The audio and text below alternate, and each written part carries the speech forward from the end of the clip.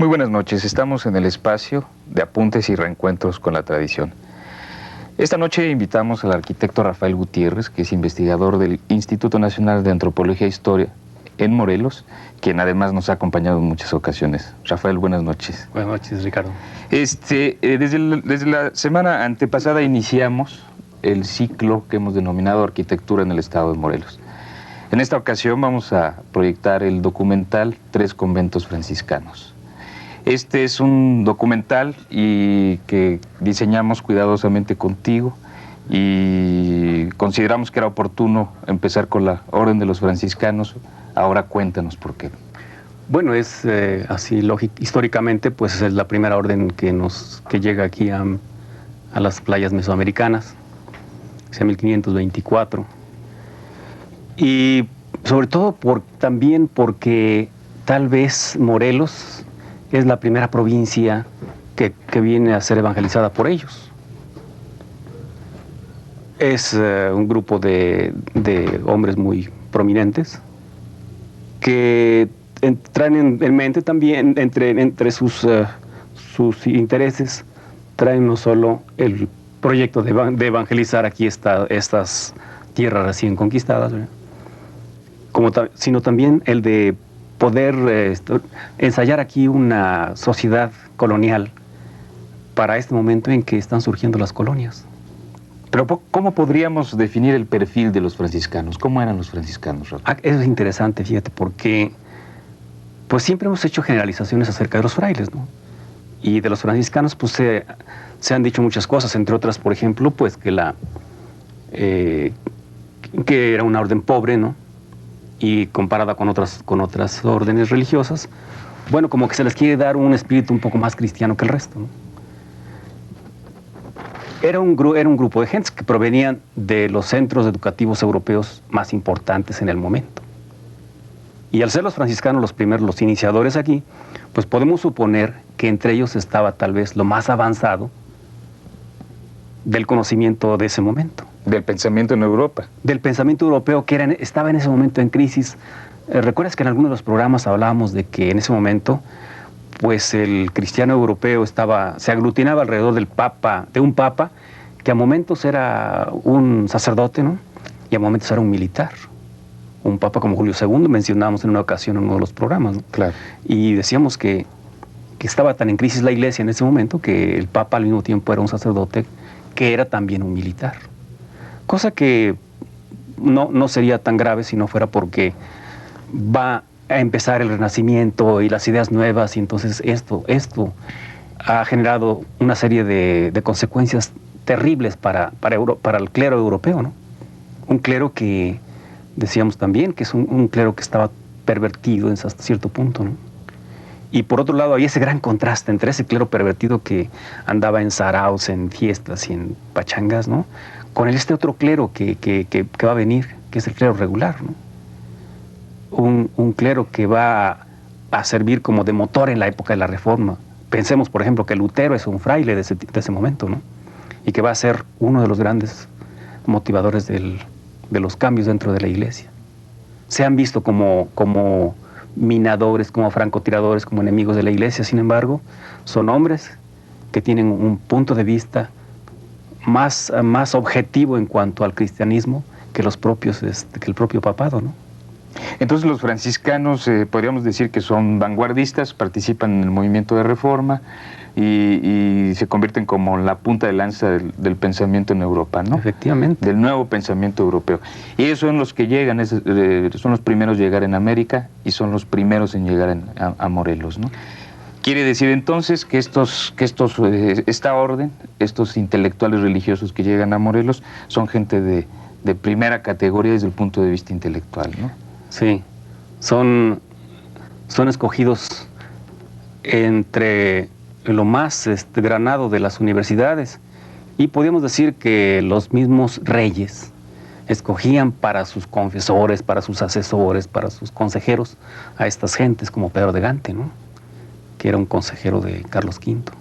Me gustaría interrumpirte aquí por lo siguiente, Rafael. Sí. Hemos estado escuchando durante mucho tiempo e incluso lo hemos utilizado como un tema de conversación en este mismo programa, que los las gentes que llegan con los conquistadores son gentes de la más baja calidad humana, ¿no? Sin embargo, tú nos has insistido mucho de que algunos personajes que llegaron acá a América fueron gente seleccionada.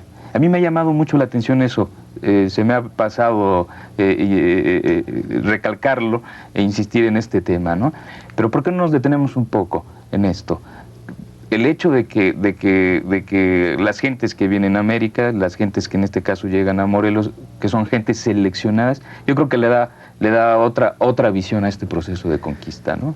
Sí, precisamente a Morelos llega la segunda barca, así mencionan en los cronistas, ¿no? Es la segunda barcada que llega a América.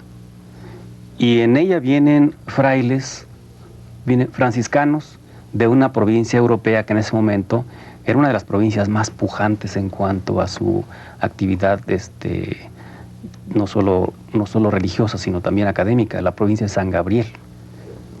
Y entonces viene un grupo muy selecto, entre ellos vienen jefes de comunidades que tenían responsabilidades bastante fuertes allá, ¿no? ¿Y qué es lo que pasa? Vienen y el panorama que encuentran aquí en ese momento, pues es un panorama así desolador, ¿no? 3 años hacía que había pasado la conquista, o lo que yo le llamo la invasión europea, ¿no? Y como siempre me gusta decir, pues las invasiones dejan una secuela bastante terrífica de lo que sucede en ese territorio, ¿no? Y se ha hablado que dentro de los invasores, dentro de los conquistadores, pues sí venía gente que se había alistado por muchas razones, inclusive hasta posiblemente por huir de la ley, ¿no?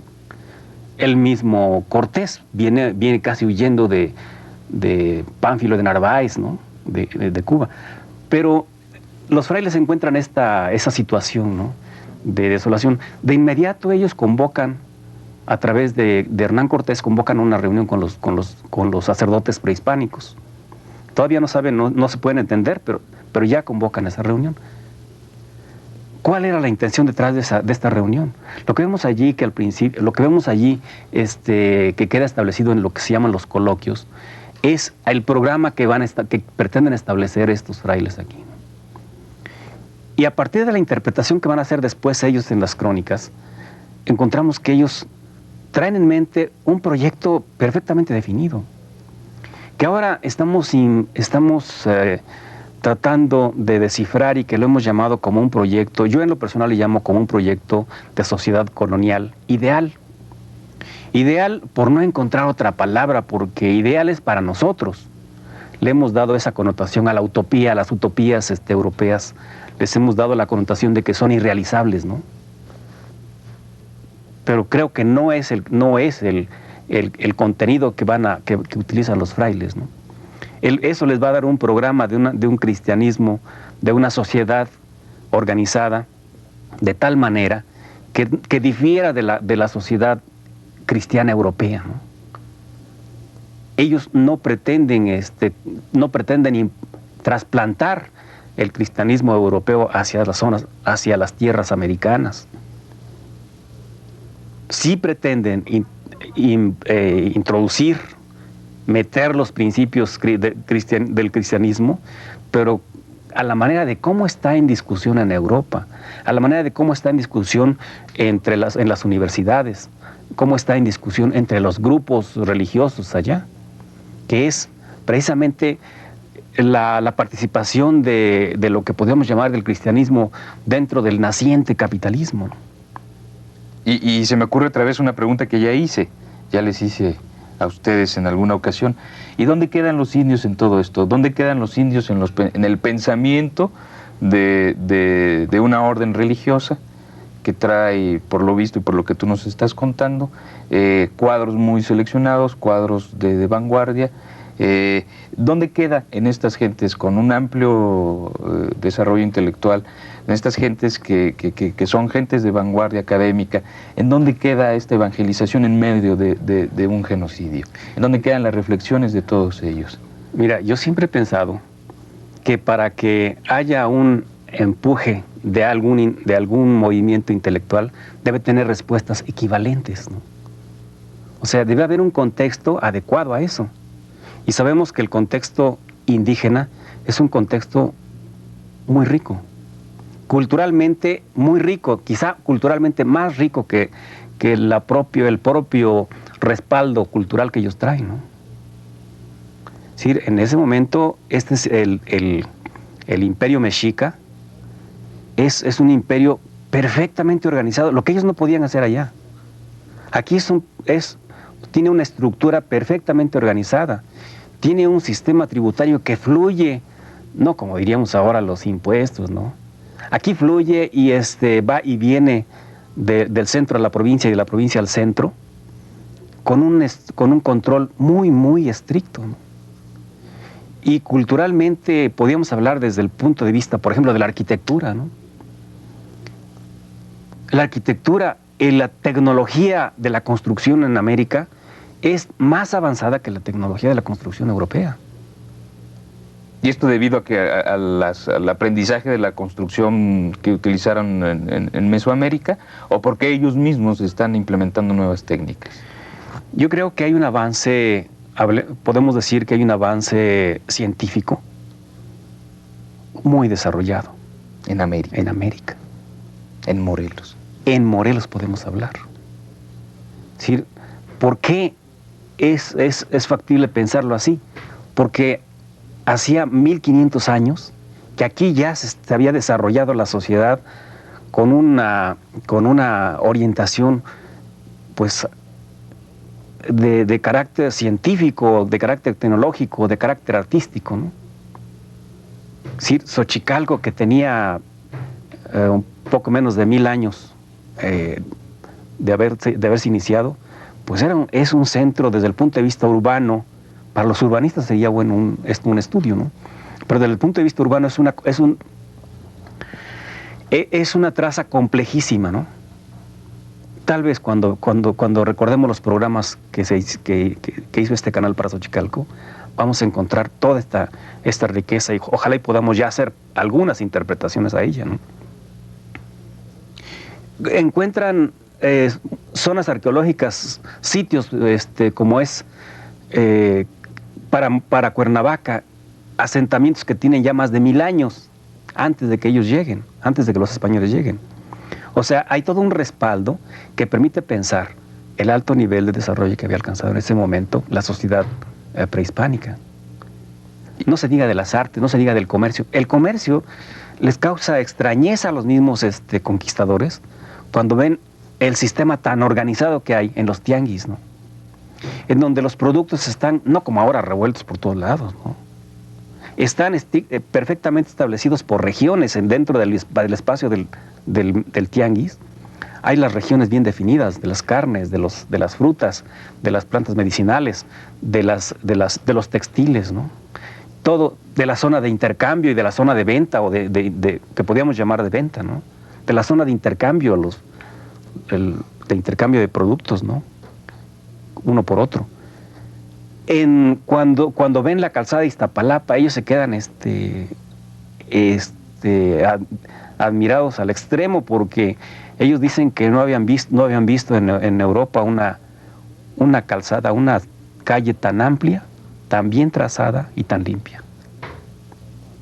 Y esta admiración, y sobre todo este reconocimiento del alto conocimiento que tenían los pueblos prehispánicos, en este caso sus arquitectos, digamos, ¿de dónde nace esta intuición o de dónde nace este conocimiento y sobre todo la decisión de reconocer que ya existía un gran avance urbano en los pueblos mesoamericanos y que ellos después aprovechan?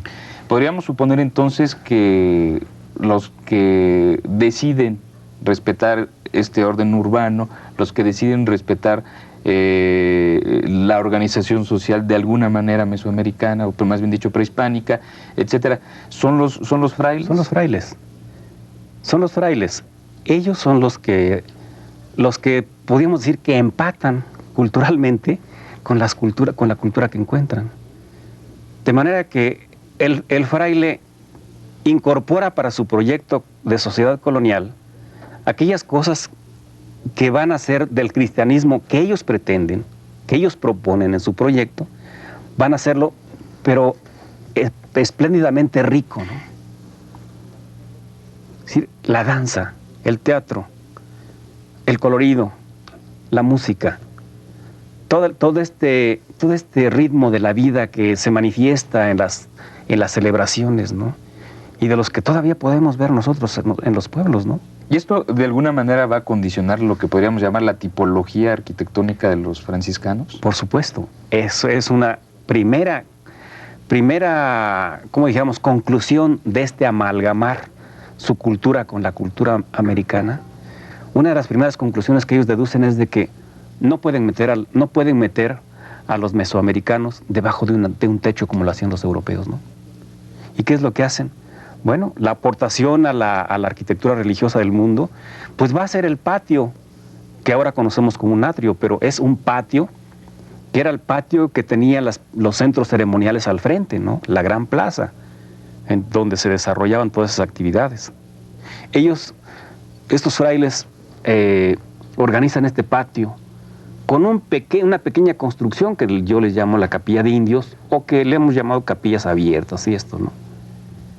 Con su cruz implantada allí para darle tal vez la primera connotación cristiana al espacio, al espacio de este patio, es la colocación de la primera cruz, la que llamamos la cruz atrial, ¿no? Es el primer esquema arquitectónico que los frailes deducen de esta integración, de esta incorporación cultural, pues es eso, que el espacio se traslade del espacio prehispánico, se traslade al espacio colonial íntegro, donde los frailes, donde los indios convivan y se dé allí la evangelización. Y esto supone entonces que es producto de una reflexión profunda por parte de estos intelectuales religiosos. Esto supone, yo me imagino, que también una capacidad de observación bastante grande de lo que es una sociedad conquistada. Y bueno, me imagino que también responde mucho al espíritu de lo que es el cristianismo. Exacto. ¿Qué te parece si vemos el documental Tres conventos franciscanos y después regresamos para las conclusiones?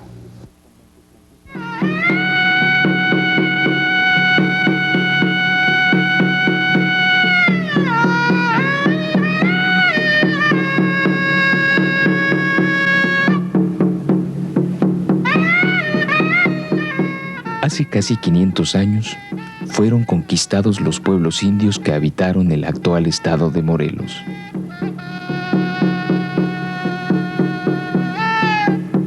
Con la conquista, pronto surgieron dos tipos de construcciones por casi todo el territorio morelense: los conventos construidos por las distintas órdenes religiosas y las haciendas que crecieron en el auge colonial capitalista.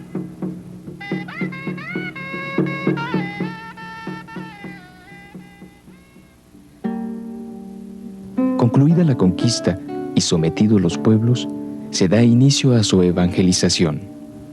En 1524 llegan los primeros religiosos a lo que es el territorio actual de nuestro estado, la Orden de los Franciscanos. Después, arriba la Orden de los Dominicos. Y al último, llega la Orden de los Agustinos. Pronto surgieron las diferencias entre las órdenes religiosas. Entonces, optaron por una división territorial. Los franciscanos tomaron el señorío prehispánico de Cuauhnáhuac y los dominicos el señorío de las Amilpas. Los agustinos tomaron los señoríos de Ocuituco, Cuauhtenco y Tlalnáhuac. En Morelos, sobre escasos 5,000 kilómetros, las tres órdenes religiosas construyeron 20 conventos.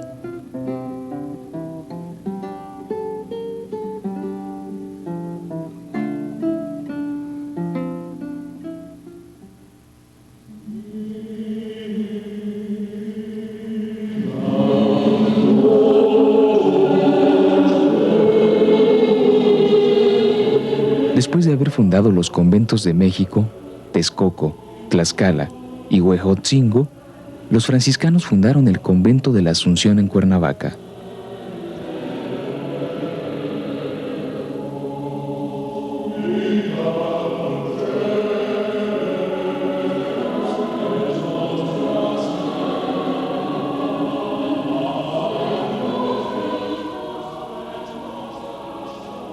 La llegada de los primeros frailes debió haber sucedido a principios de 1525. De inmediato, comienzan a aprender la lengua indígena relacionándose con los niños, anotando los sonidos y reuniéndose después para comentar el aprendizaje del idioma. Los religiosos se dieron a la tarea de evangelizar, enseñando la historia y leyenda de sus órdenes y de sus santos.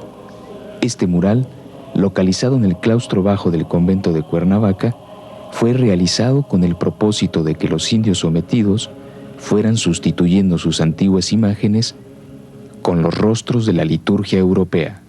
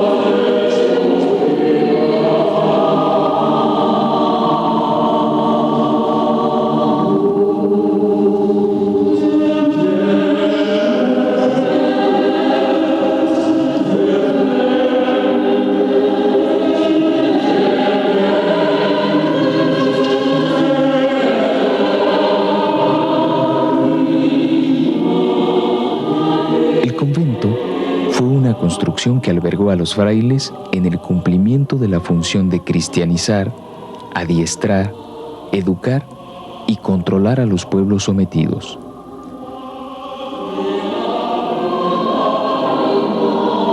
Los conventos tuvieron su origen desde los principios de la Edad Media, cuando se convirtieron en centros importantes de la cultura cristiana.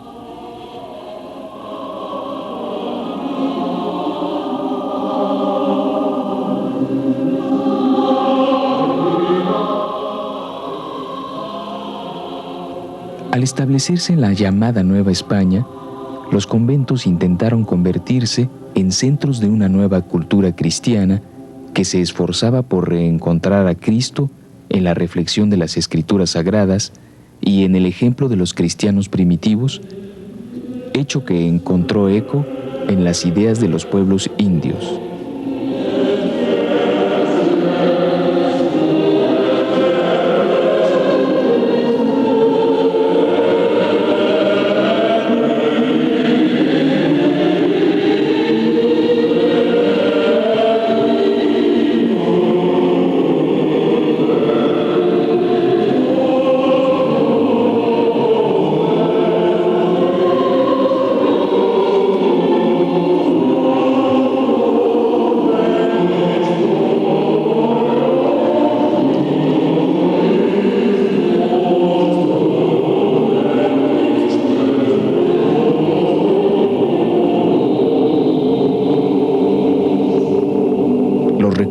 Y la tecnología dieron por resultado un tipo de arquitectura más o menos constante en todos los conventos.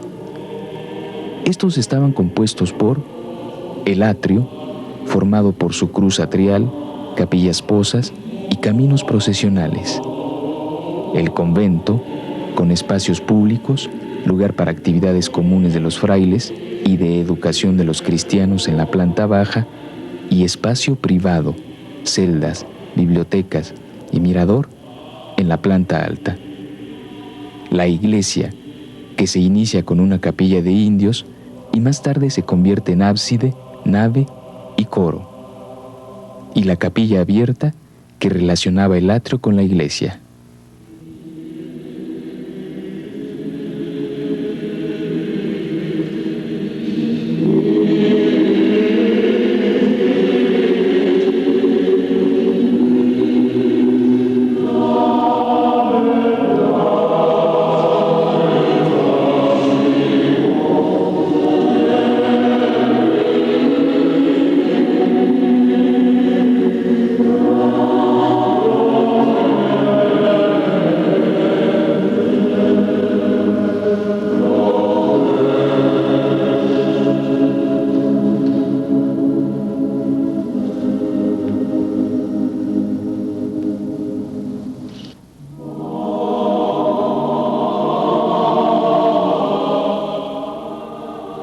convento debió terminarse hacia 1529 en su parte principal. Tuvo después modificaciones en el templo. El convento de la Asunción está localizado a un costado de la Catedral de Cuernavaca. A los 2 años siguientes de su llegada, los franciscanos iniciaron las primeras construcciones en las poblaciones principales de los señoríos de Cuauhnáhuac, Huastepec y Acapistla.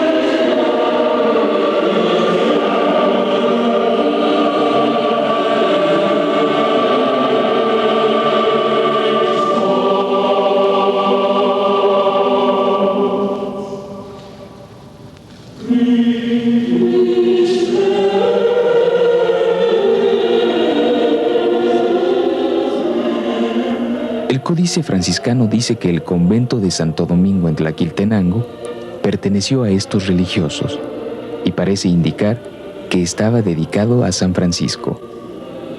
Aun cuando no tenemos fechas de la construcción, la portada sur, semejante a la norte del convento de Cuernavaca, podría indicar que su construcción es ligeramente posterior, posiblemente entre 1530 y 1550, sustituyendo a una probable construcción primitiva. Los diversos materiales y su aplicación parecen indicar varias interrupciones en la construcción. El convento de Tlaquiltenango es objeto de disputa entre los franciscanos y los dominicos, conflicto que es aprovechado por Cortés y la corona, quienes también sostienen una fuerte disputa. Cortés logra que el convento lo conserven los franciscanos, pero en 1586 lo pierden definitivamente.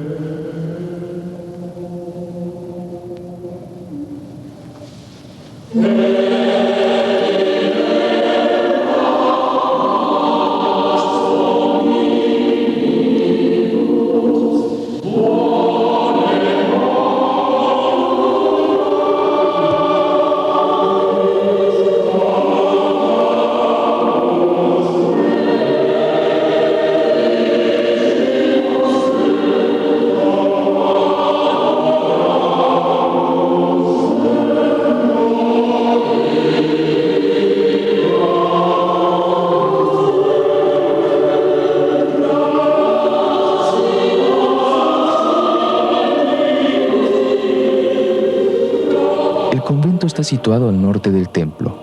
Tiene su entrada propia por la portería que conduce a la planta baja. Los corredores rodean al patio y dan acceso a los espacios que servían para las actividades de educar a los nuevos cristianos conquistados. Los claustros están llenos de pinturas que parecen corresponder a la ocupación primero de los franciscanos y después de los dominicos. En algunas partes quedan restos de códices prehispánicos en la pared, como el que fue desprendido del arranque del arco y que conocemos como el Códice Mauricio de la Arena. Estos códices nos hablan de los tributos.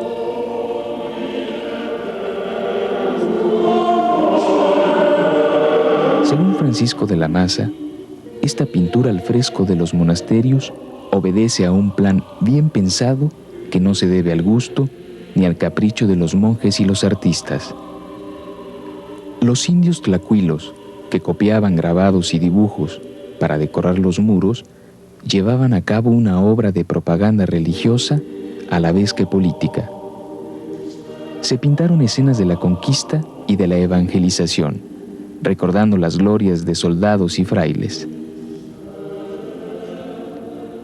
En Ozumba, los indios veían a Cortés de rodillas ante los frailes franciscanos, dejándose azotar en señal de penitencia por haberse retrasado a la hora de la misa.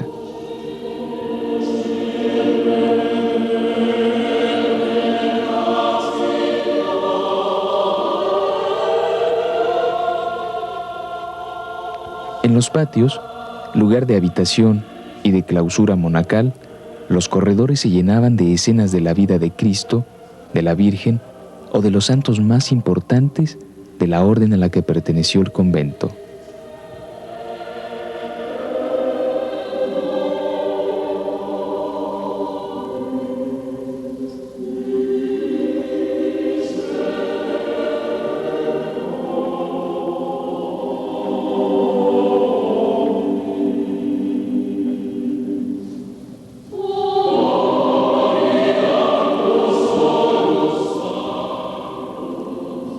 A mediados del siglo XVIII apareció en el arte europeo un nuevo estilo al que se le denominó neoclásico, inspirado directamente al arte clásico de Grecia y Roma.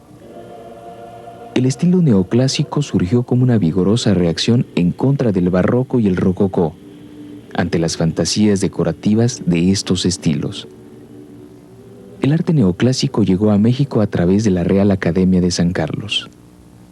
El investigador Javier Moisén nos recuerda que a partir de la implantación del neoclásico, la gran expresión artística que había sido el barroco en las portadas de iglesia y mansiones, en retablos e imágenes escultóricas, pinturas, muebles y artes menores, todo ello quedó condenado a su destrucción y transformación.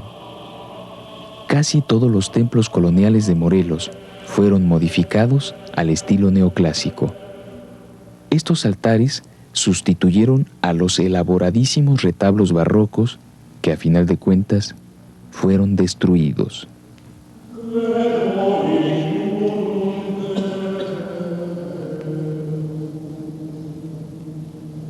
Las capillas posas o procesionales son una invención arquitectónica mexicana. Tanto los españoles como los indígenas celebraban procesiones. Por eso exigieron capillas especiales para incensarlas y rezar diversas oraciones.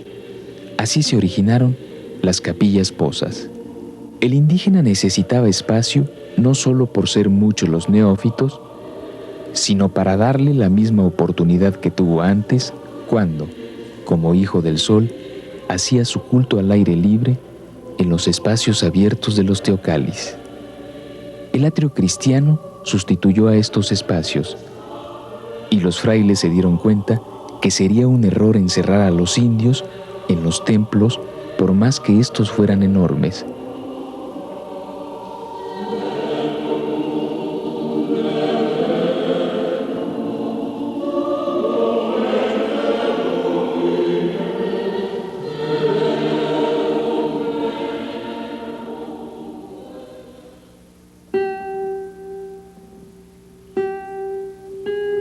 Como en los demás pueblos de Morelos actual, el pueblo de Jiutepec se ve precisado a hacer su defensa hacia 1603, cuando se ponen en práctica las reducciones de los pueblos que permiten el desarrollo de las industrias del azúcar.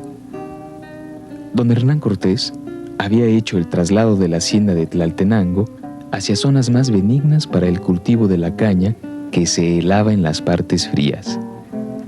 El traslado lo hizo a sus tierras de Xipitlán y Jiutepec, dando origen a la hacienda de Atlacomulco. En cuanto llegan los franciscanos a Cuernavaca, se funda el sexto convento de la orden en Jiutepec, seguramente con la aprobación y ayuda del propio Cortés. El desarrollo del convento no fue muy afortunado. Hacia la mitad del siglo XVI, un sismo lo destruyó. Poco tiempo después, fue reconstruido para un uso parcial. Es probable que la cercanía con el convento de Cuernavaca, desde donde se expandió el Evangelio, y las diferencias históricas de ambos pueblos hayan propiciado el escaso desarrollo de este convento. Pronto se vio asediado por el crecimiento de las haciendas vecinas que propiciaron la desposesión de sus tierras, obligando a los principales del pueblo a defender su propia existencia. Como sucedió en los demás conventos, las diversas ocupaciones se vieron reflejadas en decoraciones que se fueron sobreponiendo unas y otras. En recientes obras de mantenimiento comenzaron a aparecer decoraciones relacionadas con los frailes dominicos. Extraña situación. Es probable que el pleito entre el marqués y la corona, en la que los frailes intervinieron en uno y otro lado, haya propiciado la ocupación temporal de los dominicos en la región cuando estos, alineados con la corona, obtienen el predominio sobre los franciscanos, al grado que se apoderan del convento de Tlaquiltenango y seguramente influyen en la región, con lo que se podría explicar su presencia en Jiutepec. El mismo nombre del patrón, Señor Santiago, corresponde a una modalidad impuesta por el predominio dominicano a partir del ascenso del obispo Montúfar. El patronazgo de Señor Santiago parece tener relación con la importancia del carácter de conquista, como lo fuera en España, y relacionado con los lugares donde el ritual prehispánico tenía una deidad guerrera. La escultura cumple también su misión religiosa y artística. Dos son las técnicas: la estofada en madera para los retablos y la de piedra. Junto a los tlacuilos que decoraban al fresco los muros de los conventos, está el pintor europeo, el artista que cruzó el océano para encontrar un campo más amplio y más fácil a sus actividades plásticas.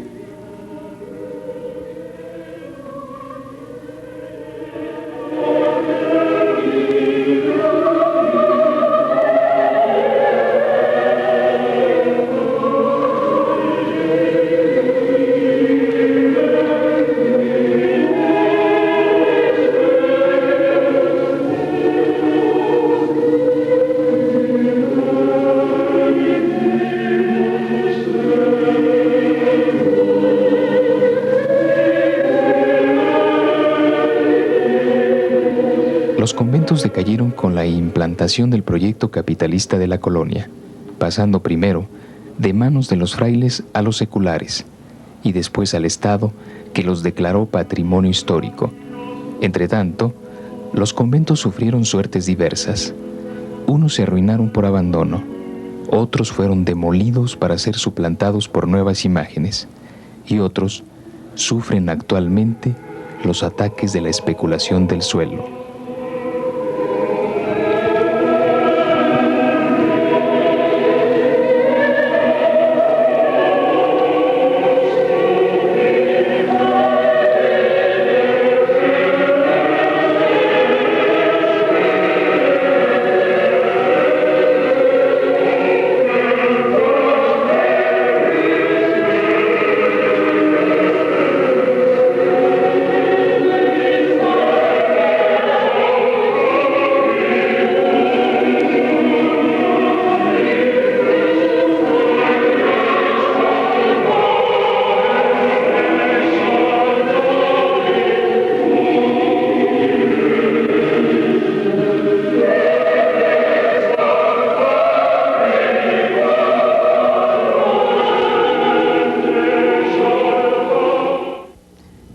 Bien, pues vimos el documental, 3 conventos franciscanos.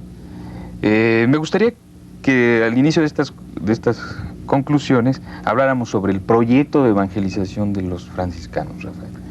Sí, al principio como que los absorbe el proyecto global de sociedad colonial. Después, ya cuando están en la realidad, pues empiezan a ver que ese proyecto debe estar compuesto por elementos, ¿no? Y el primero es el organizativo. Y encuentran la forma de cómo organizar las pequeñas comunidades. Pero después van a llegar los demás frailes y entonces va a haber alguna forma de que no interfieran y que además sean eficientes para la evangelización. Entonces, ¿qué hacen? Establecen territorialidad. Y los franciscanos toman lo que en ese momento era la provincia del señorío de Cuauhnáhuac.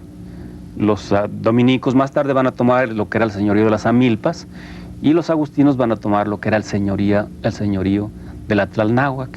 De manera que calcan la estructura prehispánica territorial para la estructura de evangelización. Y en esa estructura de evangelización van a ser unidades a la manera medieval, unidades monásticas, conjuntos monásticos, y alrededor de ellos una serie de que le llamamos iglesias visita, que van a congregar pequeñas comunidades. O sea, abren una comunidad grande y van cerrando a comunidades más pequeñas hasta llegar a la de barrio. Esa es una estructura organizativa para ellos.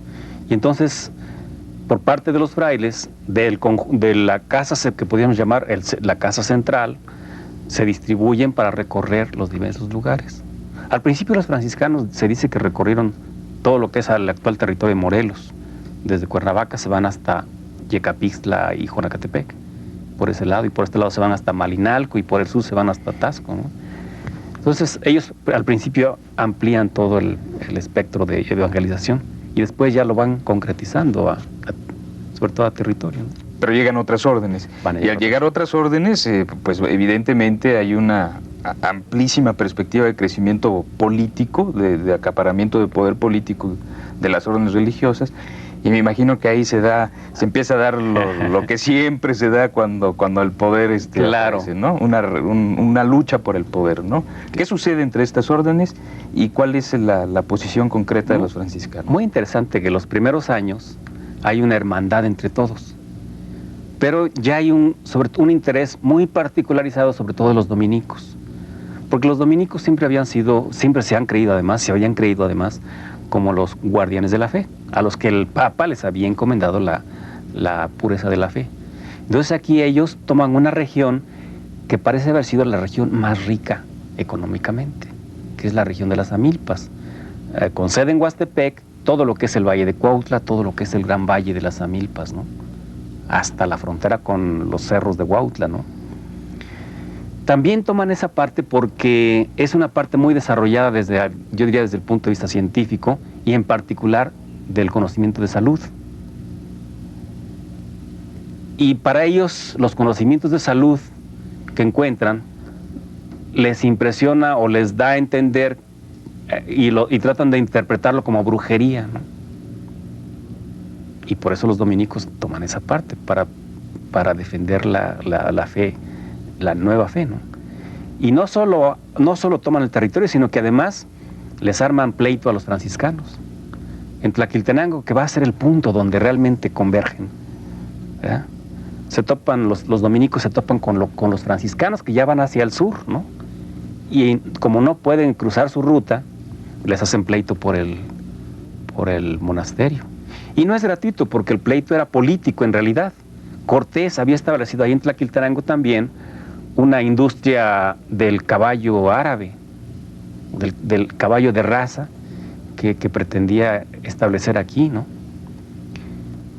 Con los agustinos son más hábiles, son los urbanistas de primera, son no los más intelectuales, pero son los que tienen con más precisión lo que quieren. Y además, al haber llegado al final, son un poco rechazados en México, o sea, tan rechazados que les impidieron construir convento allí. Entonces se van y ellos como que son los que van mediando o no entran en conflictos francos. Pero el conflicto franco va a ser entre los dominicos y los franciscanos. A eso ya, esto estoy hablando de ya 50 años después de que se ha iniciado ya la evangelización. Y en el estado de Morelos podríamos encontrar o podríamos reconocer personajes específicos que hayan dejado una huella en la orden de los franciscanos. Sí, pues hemos dicho de los franciscanos. Este convento de Cuernavaca se va a hacer muy notable. El quinto convento de su orden y el quinto convento de América. Y van a llegar casi todos los primeros evangelizadores, los 12 primeros frailes, van a pasar de alguna manera por Cuernavaca. Pero podemos recordar aquí a Motolinía como uno de los hombres, de los intelectuales con esta gama del fraile que tiene una vida interior muy fuerte, ¿no? Y una vida intelectual muy desarrollada, ¿no? Pero también existe el fraile que tiene una vida interior muy desarrollada, como este caballero Hernando de Leiva, que comenta el cronista Mendieta, que se ponía a la puerta del convento para ver cómo iba el año, ¿no? Cómo iban las cosechas, cómo se preveía, cómo se veía que iba a ser el año, ¿no? Algo así como se echaba los pronósticos del tiempo, ¿no? Él se echaba los pronósticos de la producción y de cómo iba a ser la vida cotidiana de los cuernavacenses en ese momento, ¿no? Insisto, entonces eso supondría también una capacidad de observación bastante grande. Claro, si podemos decir que no era de los brillantes así, académicamente brillante, ¿no? Sí, podemos decir que era un tipo con una capacidad de reflexión, ¿no? Una capacidad de observación impresionante, ¿no? Que le va a dar va a dar que hablar, o sea, va a hacerse tan notable que el mismo cronista, el cronista de los franciscanos, Mendieta, va a incluirlo como uno de los notables de aquí de Cuernavaca. ¿Verdad? Pues bien, la semana que entra vamos a tener la oportunidad de hablar acerca de la Ruta de los Dominicos, así se llama el documental que la siguiente semana vamos a ver. Tendremos oportunidad porque de platicar varias cosas siempre se nos quedan muchas cosas en la lista. Yo creo que eso es normal en un tema tan complejo como los que hemos venido platicando. Y Rafael, quiero comunicarle a los espectadores, a nuestros telespectadores que nos han acompañado en las emisiones de Apuntes y Reencuentros con la Tradición, que este es el último programa que se pasa los lunes a las 9:30 de la noche. Apuntes y Reencuentros con la Tradición se modifica por reestructuración de la programación del Canal 3, se pasa los viernes a las 9:30 de la noche. Entonces, pues invitamos a los telespectadores para que nos sigan viendo a partir del siguiente viernes a las 9:30 de la noche. Yo estoy seguro que nos van a seguir viendo. Hay allá para el Instituto de Antropología hay muchas llamadas en cuanto a que por fin Antropología está llegando a lo que es la población, a lo que es la comunidad, ¿no? Creo que es un programa que está cumpliendo su finalidad, ¿no? Bien, Rafael, pues entonces nos vemos el próximo viernes y tendremos otros invitados. Bien. Muchísimas gracias. Gracias a ti, Ricardo, por esta invitación. Muchas gracias. Y en el ciclo Arquitectura en el Estado de Morelos vimos el documental 3 conventos franciscanos. Los esperamos para la siguiente emisión de Apuntes y Reencuentros con la Tradición. Muchas gracias.